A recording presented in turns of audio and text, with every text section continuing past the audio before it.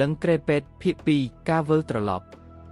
បន្ទាប់ពីការស្លាប់អាថ៌កំបាំងរបស់សុភាបន្ទប់លេខ207ត្រូវបានបិទនិងបិទសោជាច្រើនស្រទាប់មន្ទីរពេទ្យព្យាយាមលាក់ព័ត៌មានមិនឲ្យអ្នកខាងក្រៅដឹងឡើយប៉ុន្តែរឿងមិនបញ្ចប់ត្រឹមនោះទេតារាជាបុគ្គលិកសន្តិសុខថ្មីត្រូវបានផ្ដល់វេនយប់គាត់ជាមនុស្សក្លាហានមិនជឿលើរឿងព្រលឹងឡើយយប់ដំបូងគាត់បានឮសំឡេងចម្លែកមកពីជាន់ទី2ប៊ីប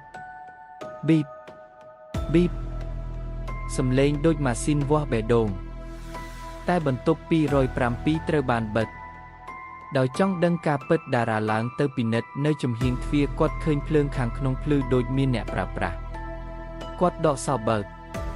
ទោះបីត្រូវហាមឃាត់ក៏ដោយក្តាច់ទ្វារបើកយឺតខ្យល់ត្រជាក់បក់ចេញពីខាងក្នុងហើយមានក្លិនឈាមចាស់ក្រែពេទ្យនៅទីនោះមិនទាន់បាត់ទេប៉ុន្តែវាមិនស្ថិតនៅកន្លែងដើមទេវាឈរនៅកណ្ដាលបន្ទប់ដូចជាកំពុងគ្រងចាំនរណាម្នាក់លើក្រែមានស្នាមឈាមស្រស់ហើយមានស្នាមដៃស្រោចជុំវិញក្រែភ្លាមគាត់ទៅសំឡេងនារីម្នាក់ពីក្រោយអ្នកមកយឺតណាស់គេតារាបត់មកវិញគ្មាននរណាតែពេលគាត់មើលទៅកញ្ចក់គាត់ឃើញសុភាមុខស្លេកសក់រីមើលគាត់ដោយភ្នែកទេសុភានិយាយដោយសំឡេងទន់តែត្រជាក់ខ្ញុំមិនអាចចេញបាននាងមិនអនុញ្ញាតនាងតារាសួរដោយសំឡេងញ័រភ្លាមក្រែពេទ្យចាប់ផ្ដើមរអិលមករកគាត់យ៉ាងលឿនពីក្រោមក្រែមានដៃជាច្រើនលេចឡើងចាប់ជើងគាត់ទាញគាត់ទៅជិតគាត់ស្រែកតែគ្មាននរណាស្ដាប់ព្រឺ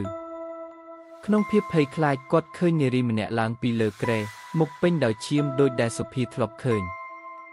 នាងញឹមហើយនិយាយថាអ្នកទី2មកជំនួសគាត់ភ្លាមភ្លើងផុតទាំងអស់